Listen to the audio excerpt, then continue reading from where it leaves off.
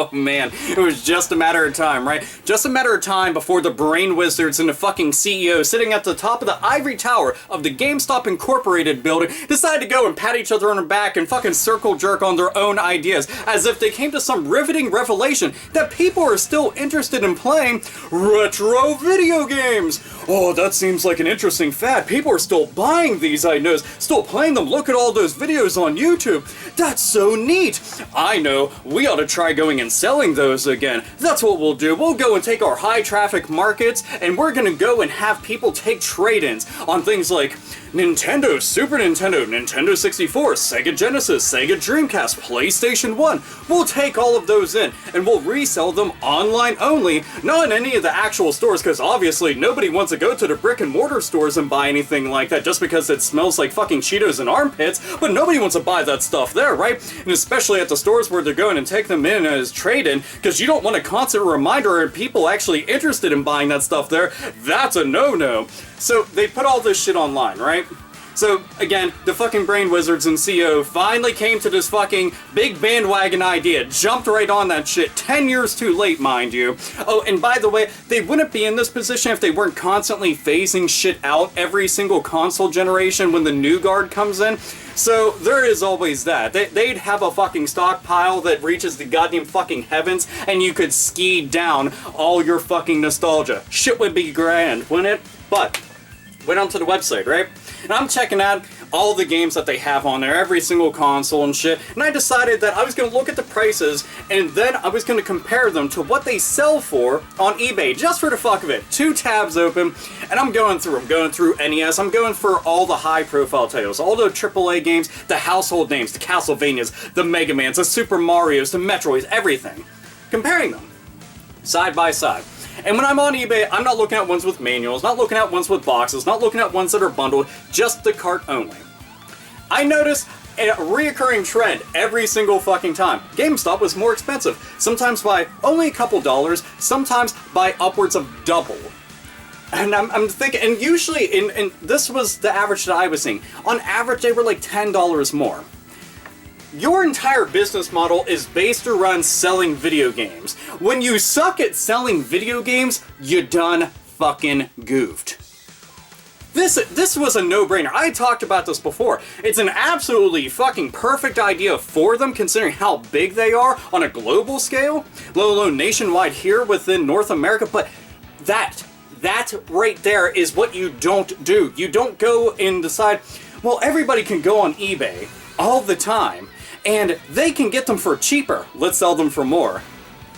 What kind of a fucking business opportunity is that? Squandered comes to mind. So, everything was going for more expensive every single time, over and over and over again. Went on to Super Nintendo, over and over and over again. Went on Nintendo 64, over and over, and you're seeing a trend here. Just kept continuing. The only time that I found any sort of change was on PlayStation 1. And after going through things and comparing them, I'm like, wow, some of that stuff is really cheaper. But then this came to mind. GameStop will go and take in disc-only games. Disc-only PlayStation 1 games always go for significantly cheaper because disc-based games, when they're only disc, no manual, no case, nothing, none of the back art, nobody wants that because it feels very incomplete. You know, cards actually get a fucking free pass on that. It feels like you could still own that and be just fine. I have tons of cart-only games sitting up there, and down there, and down there, and some right there, and that's fine. I'd rather have them complete, mind you, but you can get away with that. I don't want a fucking CD binder or a goddamn fucking spindle with all my PlayStation 1 discs, and I'm like, oh, hold on, let me find Road Rash. I'll find it here. No. Oh, Brigadier, what's this? It's a coaster now. Oh god, just the idea makes me fucking cringe. Poor Brigadier. Good game, by the way. But nobody wants to do that shit. That's why they're going for cheaper on there, and the thing is, it's not a guarantee that you're going to be getting a complete or incomplete game. It tells you nothing in the details about what you'll be getting. So you're gambling. It's a fucking crapshoot every time that you're adding something to the cart that's a disc-based game. That idea is horrifying. Fucking horrifying, especially if you see some, like, I don't know, Mega Man Legends 2, which is expensive as shit.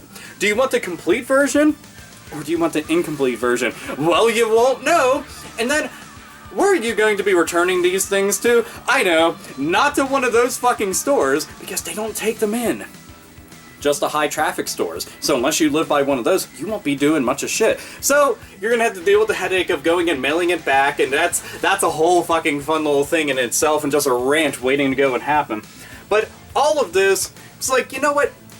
You fucked up, and it was so simple. Like, you're a one-car funeral type fuck up. Really, you are. I don't get it. You know, this, I thought, man, they could totally do good. Totally, absolutely, 100%. This is simple.